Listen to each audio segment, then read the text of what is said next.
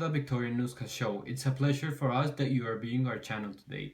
We will be analyzing some quotes in the play, The Importance of Being Earnest, and we'll have the opportunity to see some interviews with different characters, some from the novel and some from nowadays.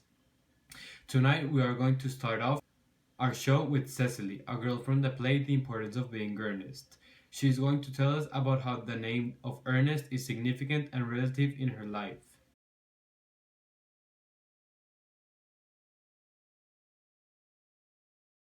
Hello, Cecily. It's great that you could make it to our show tonight. We are all pleased to have you as a guest. So, let's begin with our first question. Cecily, tell us more about the name Ernest and what does it have to do with you and your life? Well, I'm going to start by saying that Ernest is the most beautiful name I've ever listened to in my entire life. I think I have always dreamt of being with an Ernest, and now I've found him. He is my soon-to-be husband, and I love him so much. Well. Nice to know. Do you think your husband's name influences the way you look at him? Will you still marry him if he had another name? Nice question you're asking. Well, I think that by my husband being named the way he is, totally affects the way I see him. For example, I wouldn't be with him if his name was different than Ernest, like Jack. That's a boring name. Thank you, Cecily, for your time.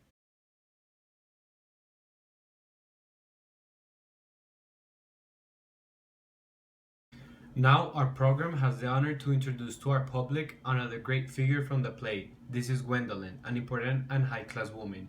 She is going to tell us about her perspective with the name of Ernest. Hello, Miss Gwendolyn. I hope you're okay with everything. If you don't mind, I will be asking some questions about the name Ernest, how you see the name, and how it affects you in your life. Hello, yes, thank you for asking. The name Ernest for me is a blessing. When I listen to it, something beautiful goes through my mind. I hear music in my head. I start feeling so special. Since I was a little girl, I've always wanted and I've always dreamed of being with someone with the name of Ernest. That name kills me. I love it. How is it involved in your life? So, thankfully, I found the right guy for me. Ernest is going to be my husband in the future. Thank God that his name is the most beautiful thing. I wouldn't know what would happen if things, or his name to be precise, were different. Well, nice to know. Thank you for your time. Thank you.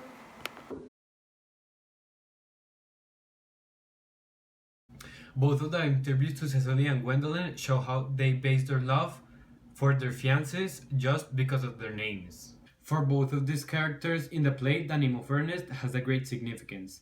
Both of them show the matter of a name and how it impacts their life. It is very strong how just a person's name can define the future. After looking at both of the interviews from the characters of the play The Importance of Being Earnest, we would like to show a third perspective. This one is from Lady Bracknell, a woman who gives more importance to social class rather than love.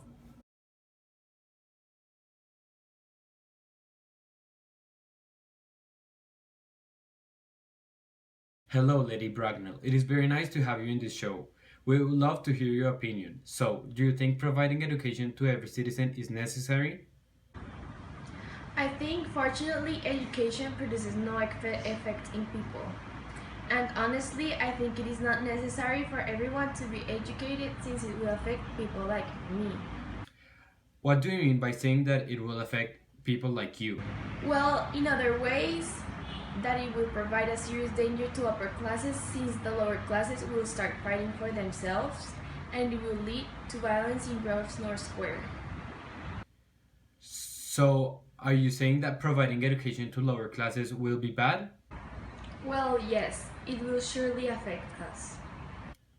Okay, that's an interesting point of view. Thank you, Lady Bracknell, for sharing your opinion. We're here tonight at the Victorian Newscast.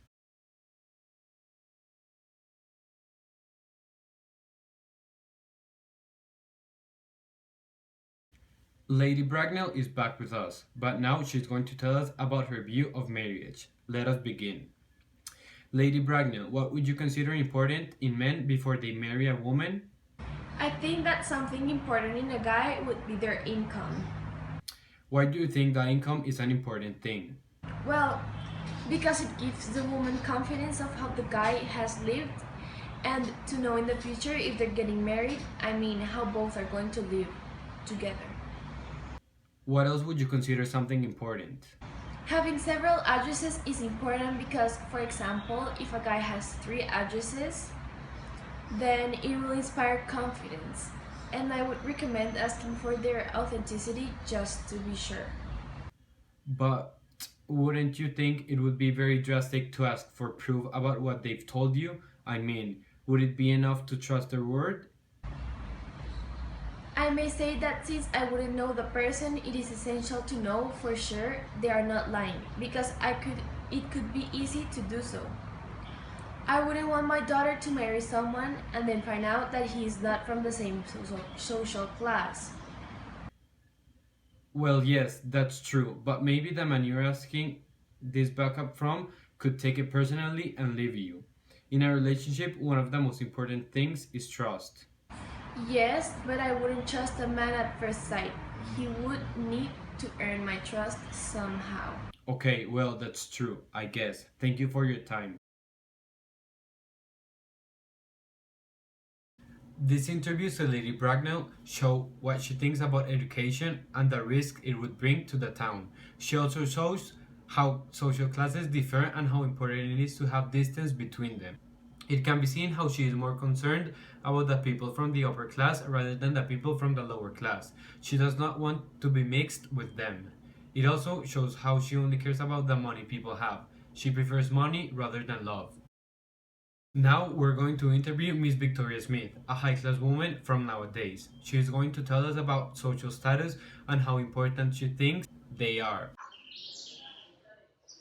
Hello, Victoria. Have a seat, please. Okay, so let's begin with our interview. Victoria, tell me, what do you think about the social classes nowadays? So, I think society has been divided into different social classes and they basically define ourselves and our children. Well, but what do you mean about different social classes? Well, I mean that our society is divided into low, middle, and high classes, and people normally socialize and interact with their same social status. This is because they have the same type of customs, culture, and education. Okay, so based on what you've told me, would you let any of your children date a person in a lower social class? Hmm, let me think about it. Well, actually, I think I wouldn't let my children date a lower class person because relating with people that have different customs and are than are would be both strange and uncomfortable. Okay, so, but why strange? Because I think that the way they speak, dress, eat, etc., is very different from the education that my children have received, and it would scare me that their values would change. Also, I wouldn't like my money to be shared with a person that doesn't know how to manage finances.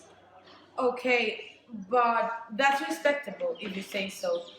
Let me ask you, would you let them marry a high class person? Obviously, if they respect my children, why wouldn't? And well, who doesn't like money? Well, thank you, Victoria, for your time. That's all. Thank you. So, Susana, what can we say about what Victoria just said about social classes nowadays? I think that social class are still very important in society. They definitely mark us, our lives, and how we view each other. Okay, yes, that's right. A study from BBC News shows that still today there is a classification of people in society. There is the elite, the middle class, the affluent workers, the traditional working class, the emergent service workers, and lastly, the precariat or the lowest class. Wow, that's a lot of social classes. I also think that there are lots of similarities between the importance of social classes before and what it is nowadays. I also think that people, although they might not say it, they are all focused on your social class. They're all focused on your wealth and your name. I totally agree with you. I think that people still marry for love, but also that they are interested in something greater than a feeling. Like, this is connected to the novel in class, where Lady Bracknell was very interested in Jack's last name and his possessions. Yes, that is very true. It's not common that a man from a low class marries a lady from a very high class. This totally shows how people definitely don't want to be attached to a person from a lower class. Yes, I also think that's true. It is very impacting that this is also shown today and that it has not changed at all. This is the end of the newscast for today. I hope you enjoyed. Thank you for your time.